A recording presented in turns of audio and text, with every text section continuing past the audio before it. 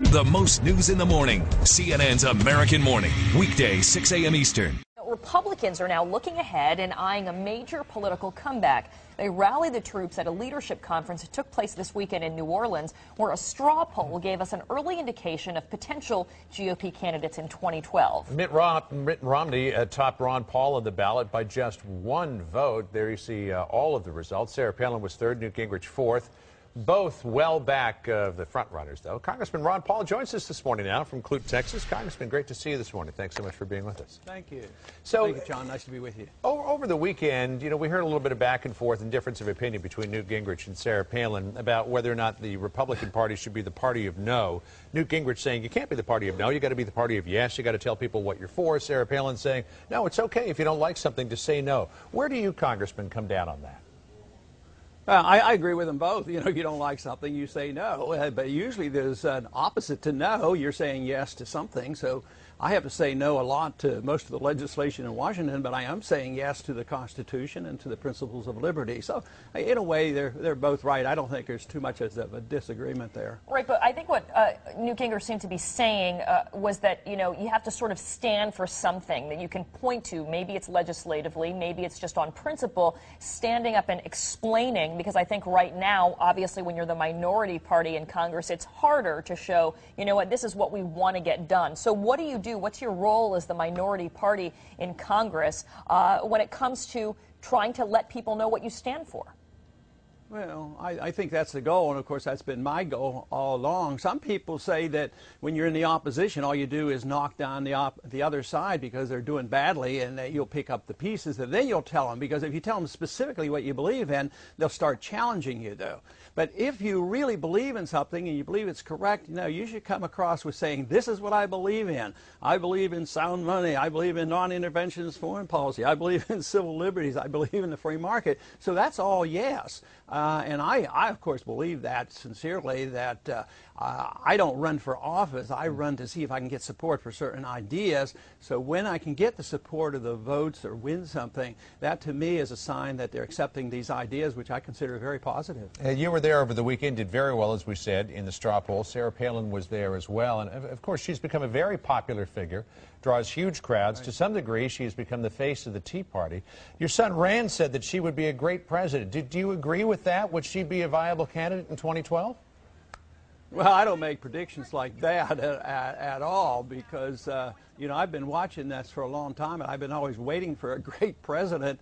And quite frankly, there's been a few get into office that have very, very few qualifications.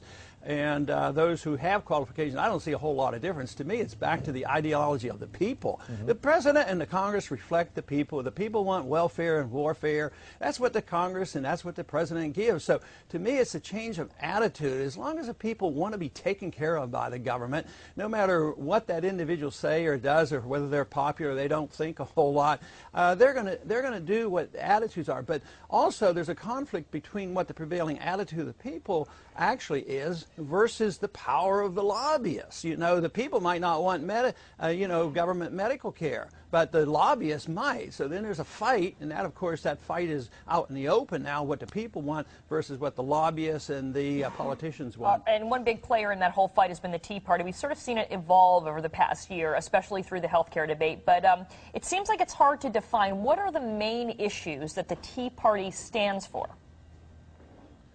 Well, I think clearly there's a fair amount of disagreement on exactly where they come down on, say, the war on drugs and foreign policy. But I think what unifies them is they're disgusted with hearing promises and not being fulfilled by the politicians. They don't trust the government. But they also are very, very concerned about the size and scope and the failure of government, and really the bankruptcy of government. Because it doesn't go unnoticed that the national debt is rising so rapidly. Last week, the national debt went up $108 billion in 1 week. But what about all the other things we see in these Tea Party? What about some have argued the elements of perhaps racism, some of the other things, talking about Obama as a socialist, Obama as, a communist. I think they're present at some of these rallies. Yeah, I think that's 1 or 2%, and it's blown out of proportion when some media person in the media can pick this up and play that up and forget about 99% of what they're saying. They want limited government, and these are good people.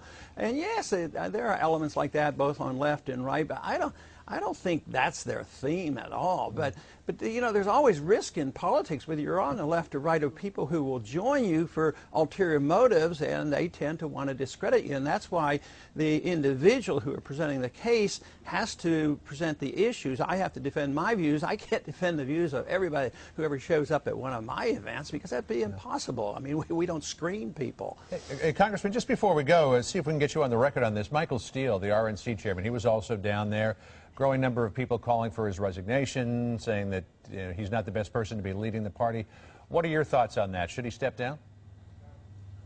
I don't think so. You know, I think he's doing a pretty good job compared. I mean, there's some blunders, but once again, it might be a little lack of control of some of the people that work for him, and it did something. I don't think he was personally involved, but it's a big operation. He's been winning some elections, and so you've got he's raised a lot of money. So anyway, he's the first Republican chairman has had, you know, at least reached out to me, at least would talk to me. You know, generally the Republican leadership don't want to have anything to do with me, and they don't want to have anything to do with the Ron Paul people. They should be looking to us and saying, why don't we help these young people who are so anxious and interested in what I'm talking about? Maybe they can be and should be in the Republican Party instead of being excluded. He's reached out, and he has imperfection. He's admitted those. We all have those. But to kick him out of office right now, that's not going to happen. It wouldn't make any sense as far as I'm concerned.